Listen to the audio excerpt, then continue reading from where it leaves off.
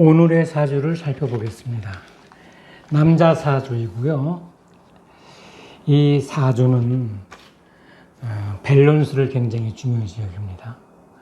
그래서 이 일주를 중심으로 해서 일주가 강한지 약한지를 따져봐야 되고, 그러다 보니까 태어난 월도 굉장히 중요시 여기고, 또 태어난 시간도 굉장히 중요시 여겨요.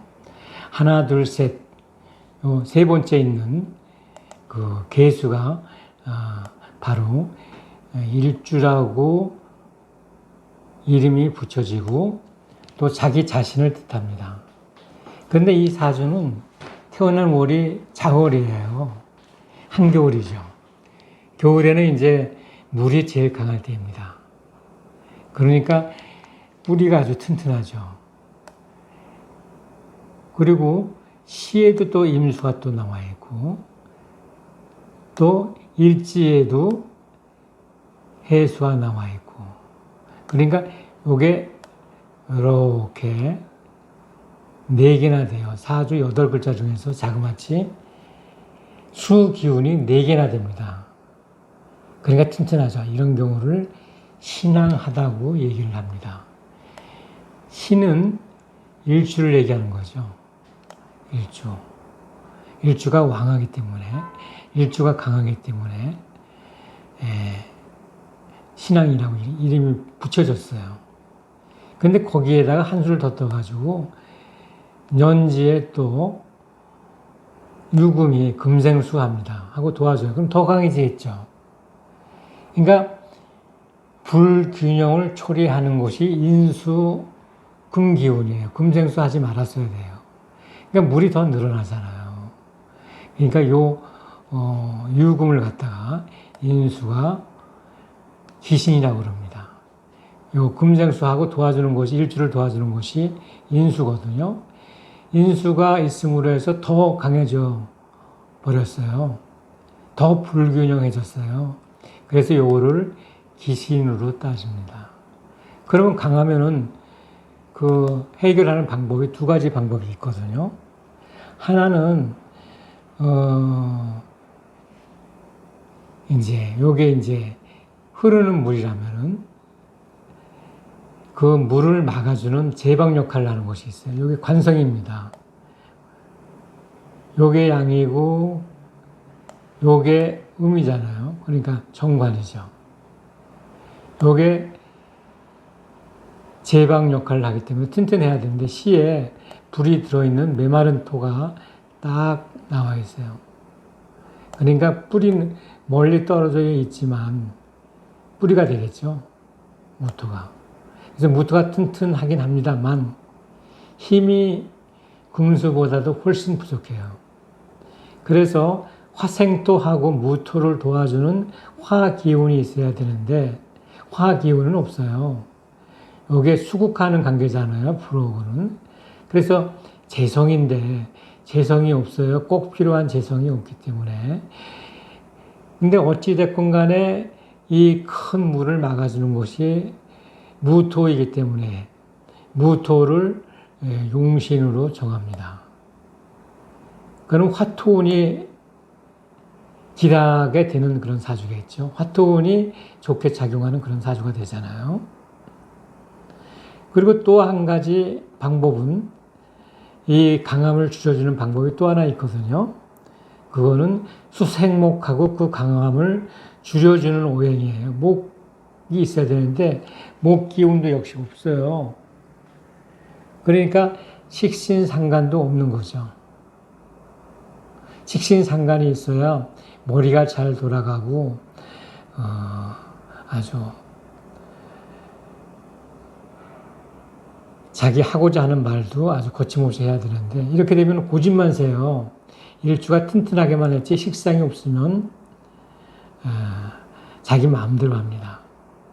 자기가 옳다고 그러면 그게 바로 법이에요.